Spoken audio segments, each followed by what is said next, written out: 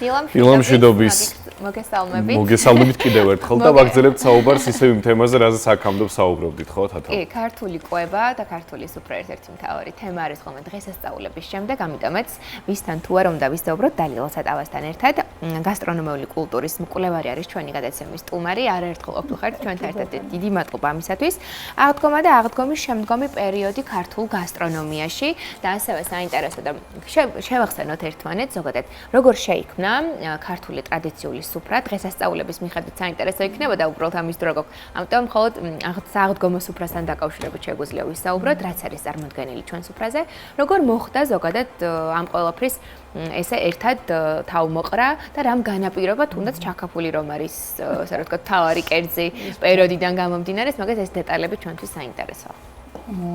მივესალმებით თქვენს მაყურებელს, მოგესალმებით და ყოველთვის ჩვენს სულებში, ცხოვრებაში, ჩვენ სამშობლოში აღდგომა ყოფილიყოს, იმიტომ რომ ეს ნიშნავს ახალი სიცოცხლის დაბადებას, ახალი მოლოდინების გამართლებას და ამიტომ ქვია დღე სასწაული. სასწაული რომ მოდის და ამის მოლოდინია ყველას და ამით მთავრდება ცხოვრებაში ერთი რაღაცა ციკლი, იმიტომ რომ გაზაფხულის ბუნიობით იბადება მზე ხელახლა. ყოველ შემთხვევაში ჩვენს წინაპრებს ასე მიაჩნდათ და ყველაფერი რაც ახალია, რაც მწვანეა, რაც ნამარხულევ ორგანიზმს სჭირდება, გამოდის სუფრასთან. ეს ძალიან სერიოზული რაღაცა არის. ამის გათვალისწინება. აი შეხედეთ, ჩვენ ხო საშობაოდ თითქოს და პროტოკოლურად არის გაწერილი, საციუს ვაკეთებთ, მაგრამ საციუს არ ვაკეთებთ, ხო, აღდგომაზე. სულ ახალი და ქორფა რაღაცებია. და ასევე გათვლილი არის დღევანდელი ჩვენი რიტუალური პური, მოდი ასე ვიტყვი, არის პასკა. და ეს მორწმუნე არის, მარხულობს, არ მარხულობს, ყველას მიაქვს სახლში და ყველა სუფრაზე არის, იმიტომ რომ სახალხო დღესასწაულის ფორმა აქვს. თუმცა მოდიფიკაცია განიცადა, ხო ასეა, იმიტომ რომ ცხოვრება ვითარდება და იცვლება რაღაცები და გასტრონომიული კულტურა ცოცხალი ორგანიზმია და ვითარდება თანამედროვე ცხოვრებასთან ერთად. თუმცა მაინც აქვს სახალხო დღესასწაულის ფორმა და სახე. ხო ასეა. და ამიტომაც ეს ჩემი აზრით კიდევ მე მიხარია, იცით როგორ აი არა აქვს მნიშვნელობა ვინ ხარ, რა საქმიანობ და როგორ ფიქრობ რაღაცეებზე, ყველა ერთიანად ზეიმობს, თითქოს ერთიანდება ერი. რაღაც საერთო სახალხო დღე არის და ამიტომაც ვუსურვებდი ყველას, რომ აი ასეთი გაერთიანებული იყოს სულ ჩვენი სამშობლო და როგორიც არის ჩვენი სუფრა, იმიტომ რომ ფაქტიურად მე ახლა არ მინდა ეს რაღაც ბანალურად გამომივიდეს, გამოთქმა რო არის, აკადემია არის ქართული სუფრა, ძველი გამოთქმა არის. იცით რატომ გარკვეულწილად ჩვენ აი აქ სწავლობდით ჩვენი სუფრის ფილოსოფია, მორალი არის, რომ თანაზიარობა, ლხინი გაგვიზიარებ, ჭირი გაგვიზიარებ და სუფრა არის თანაზიარობა. თანაზიარობა იყო საიდუმლოსერობა. ყველაზე დიდი ტრაპეზი კაცობრიობის ისტორიაში. პური, ღვინო და შეხედეთ ქრისტემ რო გაუნაწილა ეს პური. აქედან მოდის ქართული გამოთქმა პური გავტეხოთ. და ეს ხო თანაზიარობის საოცარი ფორმაა, ხო? და აი ეს ამ ფილოსოფიას ემსახურება ქართული სუფრა. იმიტომ რომ იქ დავუშვათ კომუნიკაცია, იქ ურთიერთობა, თვითონ ჩვენი ეს სიტყვა სადღეგრძელო თავისთავად აპრიორი ჩადებულია, რომ შენ გისურვებს ღეგრძელობას. და რასაც გიგზავნის, ყველაფერი არის პოზიტიური და სიტყვა რომ მატერიალურია, ეს ნაკურთხ წყალშიც არის, ხო, რომელიც არასდროს არ ლპება, მოდი და ძალიან სერიოზული საუბრის და კვლევის თემაა ამ მიმართულებით. მაგრამ ჩვენი წინაპრები სააღდგომოდ, როგორც აი მარხვის დაცვით ემზადებოდნენ, ასე ემზადებოდნენ ფიზიკურად, მორალურად, ასე ემზადებოდნენ, დაუშვათ გასაცემად. ეს გაცემა ჩვენი კულტურის ერთ-ერთი მნიშვნელოვანი ნაწილია. თავიდანვე ეს ყველიერის კვირითი იწყება, მერე მოდის ბზობა, თუმცა როცა დიდებით შევიდა იერუსალიმში ქრისტე, მას პალმის რტოებს უფენდნენ, ხო? რომელიც ჩვენთან ბზით გამოიხატება და ბზობას ვეძახით. და ყველას მიაქვს ბზის პატარა თუნდაც ტოტი, სახში რომ მთელი წელი მადლი შემოაქვს, ამით. ღვთის მადლი შემოაქვს. სამეგრელოში ამ დღესასწაულს ბაიობას უწოდებენ. ბაიას მზის ყვავილი ქვია, ბჟაშ ჩხორია ქვია. და მეგრელები ბზობა დღეს ჩვენ რომ ბზობას ზოგადად აი ამ ბაიას ყვავილებს კრებდნენ, ხომ მზისფერია. და თავარი კერია სადაც აქვს, იმის ირგვლივ ალაგებდნენ მზის ფორმით და იქ გადმოაგორებდნენ იმ კვერცხებს, რომელსაც მერე სააღდგომოდ ღებავდნენ. და შემდეგ აუცილებლად ხომ არ ხვა იყო, იმ დღეს აი ამ ბაიას ყვავილებს ურევდნენ ფხალეულში. ძალიან საინტერესოდ საუბრობთ, იმდენად საინტერესოდ რომ კითხვის დასმის საჭიროება არ არსებობს, მაგრამ უნდა დავუსვა კითხვა. მე მაინტერესებს უშუალო ტრადიციულ ქართულ კერძებზე, სააღდგომო კერძებზე, რომ გავამახვილოთ ყურადღება ამ შემთხვევაში, ჩემი კითხვა გამომდინარე, სიმბოლურად როგორ შეაფასებდით ამ კერძებს სუფრის თვალსაზრისით, მაგალითად დავიწყოთ საუბარი ჩაქაფულით. რომელიც მოამზადა რომამ საკუთარი ხელით. ხო, ერთი კვირის წინ დაახლოებით. მე პასკა გამოვაცვა ჩემით, ასე რომ მზადვართ. ხო, ესე სააღდგომო სუფრაში ჩვენც გვაქვს საკუთარი საკმაოდ მნიშვნელოვანი წვლილი. ეს რაღაც ტრადიციის გაგრძელებასთანაც არის დაკავშირებული ჩვენ ვაგრძელებთ. იქნებოდა სწორედ აი ამიტომ თემატურად და სიმბოლურად როგორ შეაფასებდით უშუალოდ ქართულ კერძებს სააღდგომო სუფრაზე. ეხლა ყველა ქვეყანას თავისი სიმბოლური კერძი აქვს და მე ვთვლი რომ ეხლა ვინ ჩაგვიწერა პროტოკოლში ჩვენ რომ აუცილებლად ჩაქაფული უნდა მოამზადო. ტრადიცია ამას ნიშნავს, ხო? და ზოგადად არის პირველი დავუშვათ, ეხლა მე ნუტრიციოლოგი არა ვარ, მაგრამ ჯანსაღი კერძია. იმიტომ რომ ყველანაირი მწვანილი რაც კი მოიაზრება, მე ქვევრის ღვინო და მთავარი საკრალური ფიგურა ეს არის კრავი, ან ზოგადად ხბოს ჩაქაფოლიც უყვართ საქართველოში.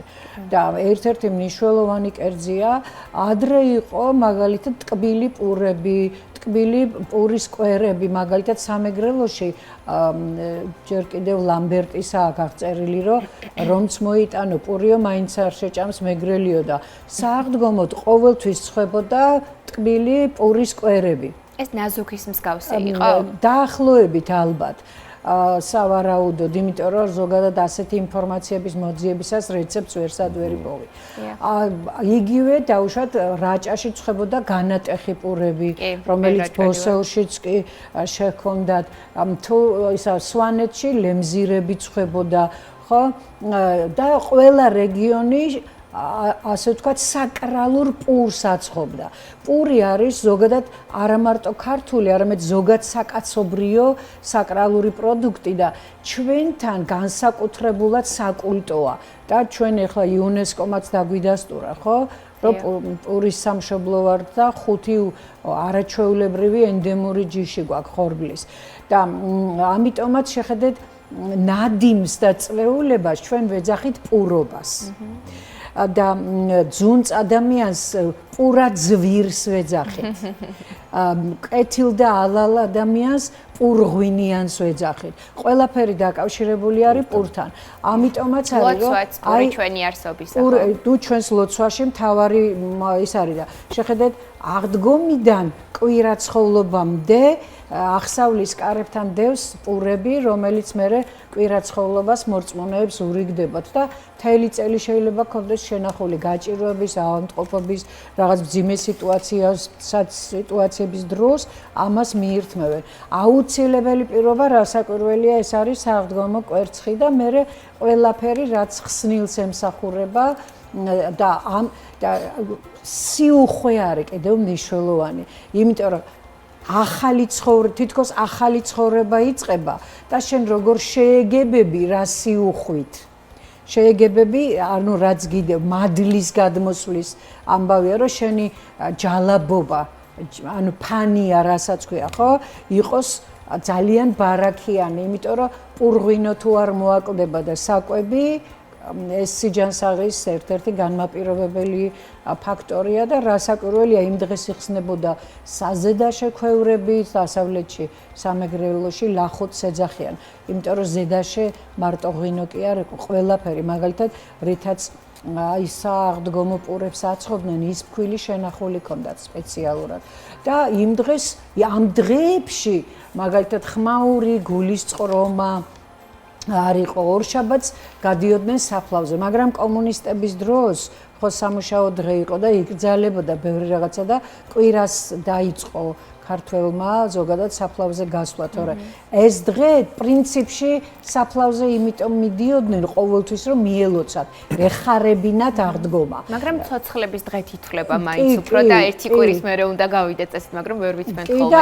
აუცილებლად ზოგიერთ რეგიონში ჩვენ საყვარელ კუთხეებში სვანეთში იქნება თუ მთაში ბარში დღესასწაული იყო საფლავზე გასვლის მერე როდესაც გახსნილდებოდა პირველი სადაც მიდიოდნენ ეს იყო რომ მიელოცათ მიცვალებულებისთვის და თუ ახალი მიცვალებული ყავდა ოჯახს აუცილებლად შესაწირავს კლავდნენ და შესაწირავი ცხოველი პირველ რიგში რასაკვირველია იყო ბატკანი ან ცხვარი და სხვათა შორის როდესაც თბილისი განსაკუთრებით ზეიმობდა აღდგომას და აქ თბილისი ახლა ჩვენ ვიცით რომ მულტიკულტურული ქალაქია ყველა ჯურის ადამიანი და თბილისელი მონაწილეობდა ამ ზეიმში და ორთაჭალის ბაღებში ყარაჩოხელები რო დიდი ქვაბებით შილას ხარშავდნენ და პირველი წილი ყოველთვის ადიოდა პატიმრებთან ჯვარის მამის პურთან ერთად და გამლილ-გამომლილს ეპატიჟებოდნენ დიდრები აივნებიდან ყრიდნენ ტკბილეულს და სხვათა შორის ვახუშტი ბატონიშვილს ძალიან კარგადაა აღწერილი აღდგომის დღესასწაული მეფის კარზე რომ წირვი დიდი წირვის მერე საღდგომო წირვის მერე ეს დიდებულები მართავდნენ ყაბახს და ვერცხლის ან ოქროს თასი რო ჩამოეგდოთ დაუშვათ სადღაც აი ქაშვეთის მიმდებარე ტერიტორია არის დაახლოებით აღწერილი და ვინც მოიგებდა იმას ის ძვირფასი თასი მიჰქონდა და ბურთობა იმართებოდა ხმალაობა იმართებოდა ცალკე დაუშვათ შეჯიბრებები იმართებოდა და ფაქტიურად კვირაცხოვლობამდე იყო ზეიმი სამშაბათს იყო აი ხო ახლა წინვალე შვიდეულის დღეებია ხო სამშაბათობით იყო სამებობა ანუ დღეს კი შეიძლება ითქვას კი ბატონო და აი კვირაცხოვლობაც ფაქტიურად განახლება იყო ამ დიდი დღესასწაულის და მისალმებაც აქედან იყო ქრისტე აღდგა ჭეშმარიტად აღდგა გიხაროდენ მადლი მახარობელსაო და ჩვენი წინაპრები 40 დღე ასე ესალმებოდნენ ერთმანეთს მაგრამ მე მაინც ბედნიერი ვარ რომ ახალგაზრდა თაობაში ეს არ იკარგება და რაღაცნაირად ძალიან კორექტული და კარგი ფორმით გრძელდება და ეს არის ძალიან კარგი. ამბობდასია. ძალიან ბევრი ვისაუბრეთ ამ ტრადიციების შესახებ და საქართველოს რომ ძალიან მრავალმხრივი ქვეყანა ყველა მხრივ რა თქმა უნდა ასევე ტრადიციების კუთხითაც დასავლეთსა და აღმოსავლეთს შორისო განსხვავება მთის ხალხსა და ბარის ხალხს შორის რო ესეთი განსხვავებული ტრადიციებია სწორედ ეს ალამაზებს ჩვენს ქვეყანას ეს მრავალფეროვნება და კიდევ ერთხელ საინტერესო იქნებოდა მის მოსმენა თუ რა არის ის ძირითადი განმასხვავებელი რომელიც გამოარჩევს მაგალითად მთის ხალხს ბარის ხალხისგან ან პირობითად მეგრელებს კახელებისგან გურულებს ქართლებისგან რა არის ის მთავარი განმასხვავებელი რომელიც შეიძლება ითქვას რომ ამ მრავალფეროვან ქვეყანას კიდევ უფრო ლამაზ ხდის იცით რა არის ძალიან საინტერესოა ის ფაქტი რომ ასეთ პატარა გეოგრაფიულ არეალში არის ძალიან სხვადასხვა გასტრონომიული კულტურა, მაგრამ ერთიან ქართულ სამზარეულოს ქმნის, ტრადიციულ ქართულ სამზარეულოს და ჩვენი მრავალფეროვნება და საინტერესოობა ზუსტად ამაში გამოიხატება. მე ვერ ვიტყოდი, რომ რაღაცა რადიკალური განსხვავებაა, თუმცა სამეგრელოში და სვანეთში ენა არის. დამოუკიდებელი ენაა და თორემ ყველას ერთნაირად გვიყვარს მე რასაც უყურებ იმიტომ რომ ფაქტიურად საქართველოს შემოვლილი მაგ და ჩვენი ექსპედიციების დროს ეს სტუმრის მიღების კულტურა რო არის სტუმრის გაცილების კულტურა რო არის საოცარი რაღაცეებია და ყველგან შეხედეთ როგორ გავს გასტრონომიული კულტურა ლინგვისტიკას იმიტომ რომ აი ყველა რეგიონს ხო თავისი დიალექტი აქვს აი ასეთი ნიუანსობრივი განსხვავებაა გასტრონომიულ კულტურაში და ტრაპეზის კულტურაში, თორე ეს სტუმარ-მასპინძლობის კულტურა, სიუხვის კულტურა დაუშვათ მეგრელებს არ უყვართ ცხარი მაგალითად, ხო? და გიკლავდნენ ადრე თხას. თუმცა როცა ქრისტიანობის მერე ეშმაკი თხის ჩლიქებით გამოისახა და ამიტომ საკრალურობა დაკარგა. სამაგიეროდ ფშავში რო ადიხარ, ეხლა ფასანაურში ოჯახში პატარა კრავი დაგვიკლეს და ხანჯლი ძველი წესით აგვიკეპეს, მანამდე იქ ხაშლამა იხარშებოდა და ხაშლამის ნახარში გააკეთეს ხინკალი და ცხოვრებაში არ დამავიწყდება. ამას ხომ მეგრელი, მაგრამ ეს განასხვავებს, რომ ეს ერთიანი კულტურის ნაწილია პირიქით, ეს არის ზუსტად ეგზოტიკური. თუშეთში მაგალითად იმდენად უყვართ სტუმარი, შეიძლება მეგრელები დიდ სკანგოლად არ გითხრას, მაგრამ შეხედეთ სტუმრის მოისემ ზემოვა წაისე შავი ღრუბელი, ანუ ისე იმდენად უხარია სტუმრის მოსვლა. ხო, აი ესეთი ანუ რას ნიშნავს ეს ერთიანი მენტალიტეტის და ერთიანი სამშობლოს, რომლისთვისაც ერთნაირად ანათებს მზედამთვარე. და აი და ამიტომაც აი ეს აერთიანებს როცა სტუმარი ღვთისაა ეს ფრაზა ყველგანასია, ყველა კუთხეში ასია და აი მაგალითად იგივე და ბარში, ხო? იმიტომ რომ გეოგრაფია განაპირობებს, სხვა მცენარეული კულტურა, ისეთი სავსე არ არის მხალეულით, როგორც ეს ხდება დაუშვათ იმერეთში, ხო? მაგრამ სამაგიეროდ იქ კახეთში დიდი დოზით და დიდი наჭრებით ხო? მაგიტომაც ერთმანეთის ესე რომ თქვა პატივისცემა გვაქვს და ვავსებთ, ჩვენ ერთმანეთს. გვიყვარს მეგრული სამზარეულო, სვანური, იმერული და ეს არის ერთ სუფრაზე მოქცეული და ეს არის რაღაცა დღეს მაგალითად თუნდაც ჩვენს ოჯახებში ხო?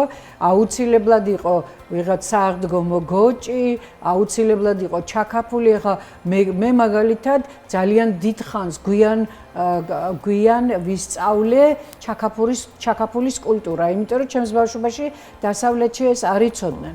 ხო, მაგრამ დღეს მთელი საქართველო იყო ჩემს სუფრაზე. იმიტომ რომ ხაშლამაც იყო ჩაკაფულს ყოველთვის რიტუალურად მე ვაკეთებ. ხო, და იგივე დაუშვათ ჩემს ოჯახში მიღებული კულტურა არის და უყვართ დამბალხაჭო. ანუ ყველა მთელი საქართველო არის დღეს ჩვენს სუფრაზე, ხო ასე? და იგივე არაჩვეულებრივი კახური ღვინოები, ქვევრიდან დაწყებული ჩვენი სიძე კახელია და მოგვიწუნწულა არაჩვეულებრივი ღვინოები, იგივე სამეგრელოდან წამოსული, ანუ მთელი საქართველო შეგვიძლია დღეს დავაგემოვნოთ რასაკვირველია და რასაკვირველია ჩვენი მე გასტრონომიულ დროშას ვეძახი ხაჭაპური. ხო, ნამდვილად იტალიაში თუ პიცა, საქართველოში. ამიტომ მე ძალიან დიდი პროტესტი მაქვს, რომ ვიღაცა ჯორჯიან პიცას ეძახის. არავითარ შემთხვევაში. ეგრე ეძახიან, ხო, ნამდვილად ესა და პიცაც ვახსენეთ ქართული კულინარიაც, მხალეულის ახსენეთ და გამახსენდა ის, რომ ზოგადად მთელი მსოფლიოს მასშტაბით და მათ შორის საქართველოში ყველაზე გემრიელი კერძები ღარიბმა ხალხმა შექმნა, რომ მათ შორის პიცა იტალიაში მხალეული ხო რაც იყო იქ მაგრამ ეს იმას სულაც არ ნიშნავს რომ თავადები ძალიან კარგადაც აგემოვნებდნენ ყველაფერს და მიიღო. კი, მაგრამ თავარი მიგნება სწორედ ადამიანს როდესაც ალბათ მოშივდებოდა, მაშინ ქმნიდა დელიკატესებს. კარემიე იყო უდიდესი მზარეული ფრანგი, რომელმაც შეცვალა ზოგადად კაცობრიობის ისტორიაში გასტრონომიული კულტურა და კოკოვინა ფრანგებს მამალი ღვინოში. ასეთ საოცარი და ერთ-ერთი ხიტია მაგათი გასტრონომიის და როგორ გააკეთეთ როგორ ის ნუ ეხლა წყალი არ იყო იმ სოფელში სადაც ვიყავით და მამლები დარბოდნენ და ღვინოში ჩავშუშეთ მდგომარეობა გეოგრაფია მიწა წყალი მცენარეული საფარი აი ეს განსაზღვრავს გაჭირება მანახეო ესეა მოკლედ ეს ამბავი განსაზღვრავს და მე კრეატიულობას რა უდგას წინ და ერთ-ერთი ქალბატონი გავიცანი რომ სოფელში რო დავდიოდი სხვაგან და სხვაგან და ერთი წოთი გვაქვს დაახლოებით გულობებო ვინ გასწავლა მეთქი და გოგო შენ გიჟი ხარ რა თუნდა საჭმლის კეთებას სწავლებაო ტვინში რაც მოგდის აი იქეთ მიიხედ მოიხედე და თუ პირის გემო გაქვს, ყველაფერს შენ თვითონ მიაგნებ. სწორი მითხრა. ნამდვილად ასეა. მე ძალიან მიყვარს ზოგადად კულინარია, ქართული კულინარია. მგონია რომ მართლაც იმსახურებს კიდევ უფრო მეტ შეფასებას და დაფასებას მთელი მსოფლიოსგან. ხო, ნუ შეფასება საშუალება რომ მიეცეთ, რომ შეგვაფასო. კი ბატონო. ამისთვის უნდა ესტუმრონ საქართველოს. ამისთვის უნდა ესტუმრონ. პრინციპში არც უნდა ესტუმრონ, ყველგან არის ქართული რესტორანი, მაგრამ ჯობია რომ ესტუმრონ და ადგილზე დააგებო. მაგრამ რეგიონებში დღემდე შენარჩუნებული არის ის ავთენტური პეწი თავისი ხო, თავისი პეწი, სადაც შენ ხედავ რა არის ავთენტური ქართული კულტურა. ნამდვილად გეთახმებით. ძალიან დიდი მადლობა საინტერესო საუბრისთვის. გილოცავთ კიდევ ერთხელ აღდგომას და ვლოცავთ ჩვენს ტელემაყურებელსაც.